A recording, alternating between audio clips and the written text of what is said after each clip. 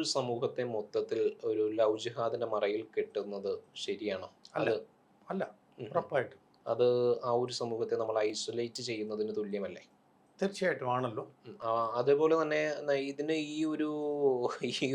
ഇതിന് പിന്നിൽ ഒരു ഓർഗനൈസേഷൻ പ്രവർത്തിക്കുന്നില്ല എന്ന് പറഞ്ഞിട്ടുള്ളത് നമ്മുടെ കേന്ദ്ര ആഭ്യന്തരമന്ത്രി തന്നെയാണ്. ഉം. പക്ഷേ ഇതുമായിട്ട് ബന്ധപ്പെട്ടുകൊണ്ട് ഒരുപാട് കേസുകൾ ഉണ്ടെന്ന് കെ.ബി. കോശി പറഞ്ഞിട്ടുണ്ട് കഴിഞ്ഞ ദിവസം ജസ്റ്റിസ്.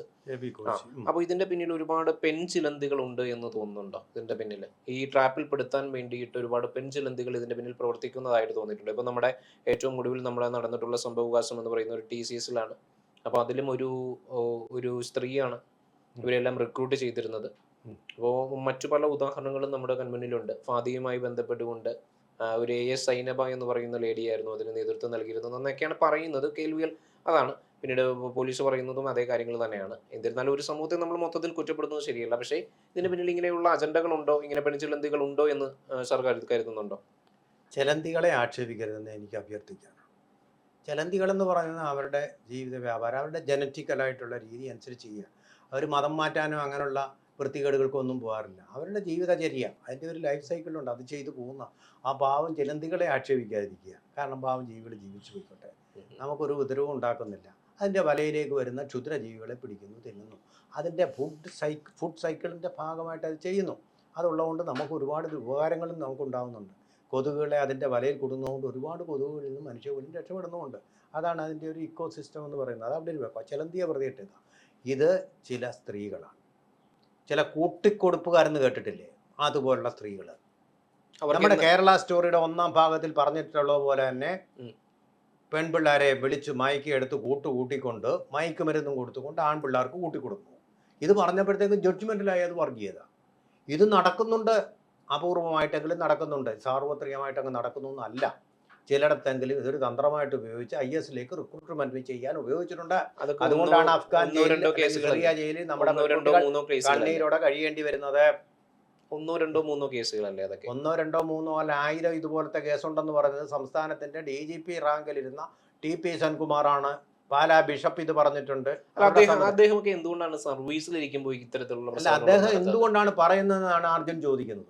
അല്ല, കള്ളം പറഞ്ഞുകൊണ്ടിരിക്കുകയാണ്. സർവീസിലിരിക്കുമ്പോൾ എന്തുകൊണ്ടാണ് അദ്ദേഹം ഒന്നും ഇതിനെക്കുറിച്ച് ഇതിനെതിരെ അത് അദ്ദേഹം അതിന് വ്യക്തമായ ഉത്തരം പറഞ്ഞിട്ടുണ്ടല്ലോ. ലവ് ജിഹാദ് എന്ന് പറയുന്നത് നമ്മുടെ ഭാരതീയ നീതിന്യായ ശാസന പുതുതായിട്ട് വന്നതിൽ അങ്ങനൊരു വകുപ്പില്ല. അവർ പോക്കറ്റടിയാണെങ്കിൽ അറിയാം, അതിന് നിർവചനമുണ്ട്. ഈ ലവ് ജിഹാദ് എന്ന് പറയുന്ന ഈ പരിപാടി എന്ന് പറയുന്നത് പുതിയൊരു സംഭവമാണ്. ഇതിന് യാതൊരു നിർവചനങ്ങളും ഇല്ല, ഇതിന് കീഴ്വഴക്കങ്ങളുമില്ല. അപ്പോൾ പിന്നെ അങ്ങനെ നോക്കുമ്പോൾ പോലീസിൻ്റെ ഭാഷയെ നോക്കുമ്പോൾ ഇത് ഒരു കള്ളിയിലും പെടുന്നില്ല, കുറ്റകൃത്യത്തിൻ്റെ ഒരു കള്ളിയിലും ഇത് പെടുന്നില്ല. അങ്ങനെയാണ് രക്ഷപ്പെട്ടു പോകുന്നത്. തന്നെയല്ല മറ്റൊരു കാര്യമുള്ളത്, ഇപ്പോൾ നമ്മൾ കോതമംഗലത്തെ പെൺകുട്ടിയുടെ വാർത്തയാണല്ലോ, കള്ളമൊന്നുമല്ല, ആരും പറഞ്ഞു ആണല്ലോ, നമ്മൾ കണ്ടതാണല്ലോ. അത് ലവ് ജിഹാദിന്റെ തരത്തിൽപ്പെട്ടതല്ലാന്ന് നിങ്ങൾക്ക് നിഷേധിക്കാൻ പറ്റും. പക്ഷേ പോലീസ് കേസ് രജിസ്റ്റർ ചെയ്യുന്നില്ല. അത് പോലീസിന്റെ ഒരു പ്രശ്നമാണത്. അല്ലെങ്കിൽ പോലീസിനെ നിയന്ത്രിക്കുന്ന ആഭ്യന്തര വകുപ്പിനെ നിയന്ത്രിക്കുന്ന രാഷ്ട്രീയ നേതൃത്വത്തിൽ എന്തുകൊണ്ടാണ് ഈ പറയുന്ന ഹിന്ദു ക്രിസ്ത്യൻ വിഭാഗത്തിൽപ്പെട്ട സ്ത്രീകൾ ഇത്രമാത്രം വിഡ്ഢികളായി വരുന്നത്? തുടരെ ഇത്തരം കേസുകൾ വന്നിട്ടും വീണ്ടും ഇത്തരം തരത്തിലുള്ള അക്രമങ്ങൾക്ക് അകപ്പെട്ടു പോകുന്നത് എന്തുകൊണ്ടാണ്? അവർക്കൊരു ബോധവുമില്ല. ശരിക്കും വിദ്യാഭ്യാസം ഉണ്ടെങ്കിലും വിവരമില്ല എന്നുള്ളത് കേരളീയർ പലതരത്തിൽ തെളിയിച്ചിട്ടുണ്ടല്ലോ. ആടുതേക്ക് മേഞ്ചിയം കേസ് അങ്ങനെയുണ്ട്, ലാബല്ല ഫൈനാൻസ് അങ്ങനെയുള്ളതല്ലേ, പോപ്പുലർ ഫൈനാൻസ് അങ്ങനെ വന്നതല്ലേ, ഇൻ്റഗ്രേറ്റഡ് ഫൈനാൻസിയേഴ്സ് എന്ന് പറയുന്ന മനോരമയായിട്ട് ബന്ധമുള്ള സ്ഥാപനം അതിൻ്റെ ഫലമായിട്ടുണ്ടാകല്ലേ. ഇപ്പോൾ ഏറ്റവും കൂടുതൽ സ്കൂട്ടർ പകുതി വിലയ്ക്ക്, ലാപ്ടോപ്പ് പകുതി വിലയ്ക്ക് എന്നുള്ള പേരിലൊക്കെ നടന്ന ഒരു സൂത്രത്തിലും നമ്മുടെ ആൾക്കാർ പെട്ടിട്ടില്ലേ? അതിൻ്റെ ആൾക്കാർ ഇപ്പോൾ ജയിലിൽ കിടക്കുകയല്ലേ, അതിൻ്റെ ആസൂത്രകരൊക്കെ. അപ്പോൾ അങ്ങനെ വരുമ്പോൾ ഇത് വിശ്വാസശീലരായിട്ടുള്ള ഒരു ജനസമൂഹമാണ്. അതുകൊണ്ടാണല്ലോ ഇത്രയധികം അന്ധവിശ്വാസങ്ങൾ പെരുകുന്നത്, മന്ത്രവാദങ്ങൾ ഇപ്പോഴും പോവാതിരിക്കുന്നത്. അതുകൊണ്ടാണ് അത്ഭുത രോഗ ശാന്തി ശുശ്രൂഷ എന്നൊക്കെ പറയുന്നത് ഇപ്പോഴും ചിലവായിക്കൊണ്ടിരിക്കുന്നത്. വിശ്വാസശീലരായിട്ടുള്ള സമൂഹമാണ്. അവരെ ഇങ്ങനെ തന്നെയല്ല, ഇതിൻ്റെ പിന്നിൽ അതിനേക്കാളിലൊക്കെ ശക്തി കൂടിയ മരുന്നുകളും ഉണ്ട്. അന്ധവിശ്വാസം മാത്രമല്ല, ഇതിനപ്പുറമുള്ള മയക്കുമരുന്നുകളുടെ ഉപയോഗം വ്യാപകമായിട്ട് നടക്കുന്ന ഒരു മേഖല കൂടിയാണിത്. ഏത് പെൺകുട്ടിയെയും ഇതിന് പിന്നിൽ ഒരു സമൂഹത്തിന്റെയോ അല്ലെങ്കിൽ ആ സമുദായത്തിന്റെയോ ഓർഗനൈസേഷന്റെ പിന്തുണയുള്ളതായിട്ട് തോന്നുന്നുണ്ടോ? ഇതിനൊക്കെ സമുദായത്തിന്റെ അല്ല, സമുദായത്തിൽപ്പെട്ട ചിലരുടെ പിന്തുണ ഉള്ളതായിട്ട് തോന്നുന്നുണ്ട്. അതിപ്പോ അങ്ങനെയാണല്ലോ. ഇപ്പോൾ പിന്നെ എല്ലാ മതങ്ങളിലെയും എല്ലാവരും കയറി അങ്ങ് മതം പ്രചരിപ്പിക്കാനും ഒന്നും പോകാറില്ലല്ലോ. വളരെ ന്യൂനപക്ഷമായിട്ടുള്ള ആൾക്കാർ മാത്രമല്ലേ പോകാറുള്ളൂ. ആ കാര്യം പോലെ ഇതും നടക്കുന്നുണ്ട്. എന്നുള്ളതാണ്. ഒരു ബിസിനസ്സായിട്ട് നടക്കുന്നുണ്ട്. ഇതിനാണ് നമ്മൾ FCR എന്ന് പറയുന്ന ഇപ്പോൾ നിയമത്തിൽ ഭേദഗതി കൊണ്ടുവരുന്നത്. ഇപ്പോൾ TCSുമായിട്ട് ബന്ധപ്പെട്ടുകൊണ്ടൊക്കെ അതിൽ നിന്ന് പിന്നിൽ പ്രവർത്തിച്ചിരുന്ന ഒരു നിദ ഖാൻ എന്ന് പറയുന്ന ഒരു ലേഡിയായിരുന്നു അല്ലേ? അതെ, നമ്മളിപ്പോൾ സംസാരിച്ചു വരുന്നത് നാസിക്കിലെ TCSന്റെ BPOയിൽ നടന്ന സംഭവത്തെക്കുറിച്ചാണ്. അത് വളരെ ഞെട്ടിക്കുന്നതാണ്. അതിൻ്റെ പിന്നിൽ ഇപ്പോൾ ഏറ്റവും പുറത്തു വരുന്ന വിവരം ഭീകരവാദം അതിൻ്റെ പിന്നിലുണ്ടായിരുന്നു എന്നാണ്. ഭീകരവാദം, എല്ലാവരും ഭീകരവാദികളല്ലല്ലോ, ഒരു മതത്തിലെ എല്ലാവരും ഭീകരവാദികളൊന്നും അല്ല.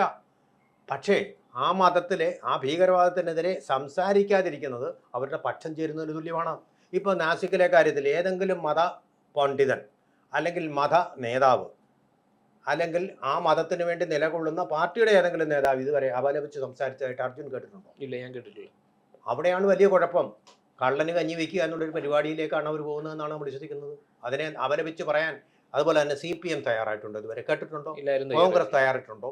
ഇതേ പരിപാടി തന്നെയാണ് കഴിഞ്ഞ ദിവസം ഒരു പാർലമെന്റിൽ ഈ വനിതാ സംവരണം അട്ടിമറിക്കാൻ വേണ്ടി കൈക്കൊണ്ടത്. അതുമാത്രമല്ല, നമ്മുടെ ഫാദിയുടെ മതപരിവർത്തന കേസും ഒരുപാട് വിവാദമായിരുന്നു. ഫാദിയുടെ മതപരിവർത്തന കേസ്. അപ്പൊ അതിന് പിന്നിൽ പ്രവർത്തിച്ചത് ഒരു ലേഡിയാണല്ലോ. അങ്ങനെയല്ല, ഇപ്പൊ ഫർമാൻ ഖാൻ, പെൺകുട്ടിയുടെ പേര് ഞാൻ പറയുന്നില്ല, ഫർമാൻ ഖാൻ പോക്സോ കേസിലെ പ്രതിയല്ലേ ഇപ്പോൾ? ആ കാര്യം അതിനല്ലേ ശുശ്രൂഷ ചെയ്ത് കൊടുത്ത് കേരളത്തിലെ ഒരു മന്ത്രിയും പിന്നെ അതുപോലെ ഒരു എം പിയും അതുപോലെ തന്നെ അവരുടെ ജില്ലാ സെക്രട്ടറിയും അതുപോലെ തന്നെ അവരുടെ സംസ്ഥാന സെക്രട്ടറി എല്ലാം കൂടെ ചേർന്ന് ആശീർവാദം കൊടുക്കുകയല്ലായിരുന്നു, പൂച്ചെണ്ടുകൾ കൊടുക്കുകയായിരുന്നു. വിളിക്കാതെ പോലും കല്യാണത്തിന് ഹാജരായി. ആ പോക്സോ കല്യാണത്തെ ആരാ പ്രീണനം നടത്തി? അതിനെ പ്രേരിപ്പിച്ചത് ആരാ? ഇപ്പോൾ ഒരു മതം മാത്രമല്ല, ഹിന്ദുക്കളുടെ എല്ലാ ശത്രുക്കളും അതിനകത്തുണ്ട്, അംഗങ്ങളാണ്. ഹിന്ദു മതത്തെ തകർത്താൽ BJP അങ്ങ് തകർന്നുകൊള്ളും എന്ന് വിചാരിക്കുന്ന ഒരു രാഷ്ട്രീയ ലാക്കും അതിന്റെ പിന്നിലുണ്ട്. ഇതിന്റെ പിന്നിൽ മതത്തെ തകർക്കുക എന്നൊരു ലക്ഷ്യം കൂടി ഉണ്ടെന്ന് തോന്നിയിട്ടുണ്ടോ? ഹിന്ദു മതത്തിലേക്ക് തകർക്കുക എന്നുള്ള അല്ല അന്തിമ ലക്ഷ്യം, BJPയെ ഇല്ലാതാക്കുക. ഈ ഹിന്ദുമതം അങ്ങ് ഇല്ലാതാക്കി കഴിഞ്ഞപ്പോൾ BJP നരേന്ദ്രമോദി പോകുമല്ലോ. ആ ഒരു ലക്ഷ്യമാണ്. ഡയറക്റ്റ് ആയിട്ടുള്ളതല്ല, ഇൻഡയറക്റ്റ് ആയിട്ടുള്ള ഒരു പരിപാടി നടക്കുന്നുണ്ട്. അതിൻ്റെയൊക്കെ അതുകൊണ്ടാണ് അതിൻ്റെ തണലിലാണ് ഈ നാസിക് സംഭവം പോലുള്ള സംഭവം കൊടുക്കുന്നത്. ഇത് തന്നെയാണ് കേരള സ്റ്റോറിയിലും പറഞ്ഞത്. കേരളത്തിൽ മാത്രം ഒതുങ്ങുന്ന സ്റ്റോറിയല്ല, കേരള സ്റ്റോറി ആൻഡ് ബിയോണ്ട് എന്നും പറഞ്ഞാണ് രണ്ടാമത്തെ ഭാഗം വന്നത്. ഇതെല്ലാം സത്യസന്ധമായിട്ട് ഇത് പറയുമ്പോൾ നമ്മൾ ജഡ്ജിമെൻ്റല്ല, അത് വർഗീയതയാണ്. നിങ്ങൾ പറയുന്നത് വർഗീയതയാണെന്നാണ് പറയുന്നത്. എന്നാൽ ഈ സംഭവങ്ങൾ ഇവിടെ നടക്കുന്ന ഫാക്ച്വൽ കാര്യങ്ങളിലേക്ക് പോകാനും അത് തിരുത്താനും തയ്യാറാകുന്നില്ല എന്നുള്ളതാണ് ഏറ്റവും വലിയ ദൗർഭാഗ്യകരമായിട്ടുള്ള കാര്യം. ഇത് ഒന്നിനു പുറകെ ഒന്നായിട്ട് ഇൻസിഡന്റുകൾ ഇങ്ങനെ നടന്നുകൊണ്ടിരിക്കുകയാണ്. ഇപ്പൊ UP കേന്ദ്രീകരിച്ചുകൊണ്ട് നമുക്കറിയാം ചങ്കൂർ ബാഗ എന്ന് പറയുന്നിട്ടുള്ള ഒരു വ്യക്തിയെ അറസ്റ്റ് ചെയ്യുന്നു. അപ്പൊ ഈ ഒരു സംഭവവാസവുമായി ബന്ധപ്പെട്ടുകൊണ്ട് തന്നെ അദ്ദേഹം ഒരുപാട് ലേഡികളെ ഇങ്ങനെ ട്രാപ്പ് ചെയ്തതുമായിട്ട് ബന്ധപ്പെട്ടുകൊണ്ട് അറസ്റ്റ് ചെയ്യുന്നു. ഇപ്പോൾ നാസിക്കിൽ കേസ് ഉണ്ടാകുന്നു. ഇപ്പോൾ നമ്മുടെ കോതമംഗലത്ത് സോനയുമായിട്ട് ബന്ധപ്പെട്ടുകൊണ്ട് മറ്റൊരു കേസ് മുമ്പ് ഉടലെടുത്തിരുന്നു. ഇപ്പോൾ അതിനുശേഷം മൊണാലിസയുടെ കേസ് നമുക്ക് കൺഫേം അല്ല, ഇതിന് പിന്നിൽ മതം മാറ്റം ഉണ്ടോ എന്നൊന്നും നമുക്കറിയില്ല, വ്യക്തതയില്ല.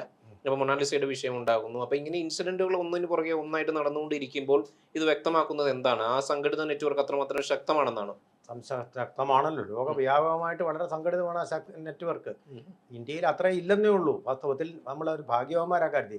നാസിക്കിലെ സംഭവത്തിൻ്റെ ഒരു പ്രത്യേകത എന്ന് പറഞ്ഞാൽ ആദ്യമായിട്ട് അത് വേറൊരു പിന്നെ ഒരു പരിണാമം സംഭവിക്കുക എന്ന് പറയത്തില്ലേ, നമ്മുടെ കോവിഡ് വൈറസിനുമൊക്കെ പരിണാമം, മ്യൂട്ടേഷൻ എന്ന് പറയുന്ന ഒരു പരിണാമം സംഭവിച്ചതായിട്ട് നമ്മൾ കേട്ടിട്ടില്ല. അതുപോലൊരു മ്യൂട്ടേഷൻ സംഭവിച്ചിരിക്കുന്നു. അതായത് ഭീകരവാദികളുമായിട്ട് ഇതിന് ബന്ധം, ഒന്നാമത്തെ കാര്യം. രണ്ടാമത്, അവിടെ ലൈംഗിക കുറ്റകൃത്യങ്ങളും ചെയ്തിരിക്കുന്നു. എന്താ സംഭവിച്ചത്? ആക്ച്വലി അവിടുത്തെ പെൺകുട്ടികൾക്ക് ശമ്പളം കൂടുതൽ നൽകാം, പ്രൊമോഷൻ കൊടുക്കാം.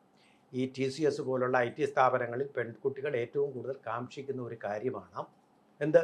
പ്രൊമോഷൻ കിട്ടുക, ശമ്പളം കൂടുതൽ കിട്ടുക എന്നുള്ളത്. പറയട്ടെ, ആ അത് രണ്ടും കിട്ടാൻ വേണ്ടിയുള്ള ഒരു ചോദന ഇവരിലുണ്ട്. അത് കിട്ടാൻ നിങ്ങൾ എന്ത് ചെയ്യണം? മുസ്ലിം മതത്തിലേക്ക് മാറിയാൽ മതി. ഹിന്ദുക്കളായിട്ടുള്ള ആൾക്കാർ ഹൈലി റിലീജിയസ് ഒന്നും അല്ല മുസ്ലിങ്ങളെ പോലെ. അവർ അമ്പലത്തിൽ പോയെങ്കിൽ പോയി, പോയില്ലെങ്കിൽ പോയില്ല.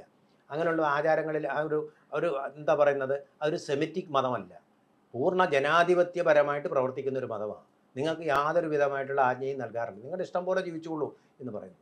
അപ്പോൾ അതിൻ്റെ കൂടെ പിന്നെ ഈ കെണിയും കൂടെ ഉണ്ട്. അവരെ സെക്ഷുവലി ഹറാസ് ചെയ്തു, മയക്കുമരുന്ന് കൊടുത്തിട്ടാണോ എന്ന് എനിക്കറിയില്ല, സെക്ഷുവലി ഹരാസ് ചെയ്യുകയും ചെയ്തു നരാധമന്മാരായ ഈ ഭീകരന്മാരുടെ ഏജന്റുമാർ, ഒറ്റുകാർ. അത് ഇന്ത്യയുടെ ഒറ്റുകാരാണ്, ആഗോള ഭീകരവാദത്തിൻ്റെ ഒറ്റുകാരാണ്. ഇവർക്കുള്ള ഫണ്ടുകളാണ് ഈ നമ്മൾ പറയുന്ന FCRA പോലുള്ള ആ രീതിയിൽ വരുന്നത്. അതിനൊരു തടയിടാനാണ് ഇന്ത്യ ഗവൺമെൻറ് നിയമം കൊണ്ടുവന്നത്. അതുപോലും തകർക്കുന്ന രീതിയിലാണ് കോൺഗ്രസും CPM എല്ലാം കൂടെ നിലപാട് സ്വീകരിച്ചുകൊണ്ട് മറ്റൊരു ന്യൂനപക്ഷ വിഭാഗത്തെ പ്രകോപിപ്പിച്ചത്. ഇതൊക്കെ നമ്മൾ മനസ്സിലാക്കണം. അപ്പം വളരെ പ്രയാസമാണ് ഇന്ത്യ പോലെ ഒരു വൈവിധ്യമാർന്ന രാജ്യത്ത്, സങ്കീർണമായിട്ടുള്ള സംസ്കാരങ്ങളുള്ള ഒരു രാജ്യത്ത് ഒരു ജനാധിപത്യ രീതിയിൽ ഭരണം പോവുക എന്ന് പറയുന്നത്. മനസ്സിലായില്ലേ അതിൻ്റെ ഒരു പ്രയാസം? അത് ശരിക്കും പറഞ്ഞാൽ നൂൽപ്പാലത്തിലൂടെ നടന്നു പോകുന്ന പോലെ പ്രയാസമായിട്ടുള്ള ഒന്നാണ്. അതായത് കലാപത്തിനും ജനാധിപത്യത്തിനും ഇടയ്ക്ക് കൂടിയുള്ള ഒരു സഞ്ചാരമാണ് എന്ന് മനസ്സിലായല്ലോ. അധിധാരയിൽ കൂടിയുള്ള ഒരു സഞ്ചാരമാണ് എന്ന് പറഞ്ഞാൽ വാളിൻ്റെ മുനയിൽ കൂടിയുള്ള ഒരു സഞ്ചാരം പോലെയാണ്. വളരെ പ്രയാസമാണ് അഡ്മിനിസ്ട്രേഷൻ സംബന്ധിച്ചിടത്തോളം. അത് പക്ഷേ ഇന്ത്യയുടെ കഴിവുറ്റ ഇച്ഛാശക്തിയുള്ള നേതൃത്വം അതിനെക്കുറിച്ചുള്ള അന്വേഷണം നടത്തി. എന്നിട്ട് കേരളത്തിൽ ഒരാൾ അതിനെതിരെ പ്രതികരിച്ചതായിട്ട് കേട്ടോ ഇല്ല, പ്രതികരിച്ചില്ല. അവിടാണ് ഏറ്റവും വലിയ കുറ്റകരമായിട്ടുള്ള മൗനത്തിൻ്റെ ആവിർഭാവം.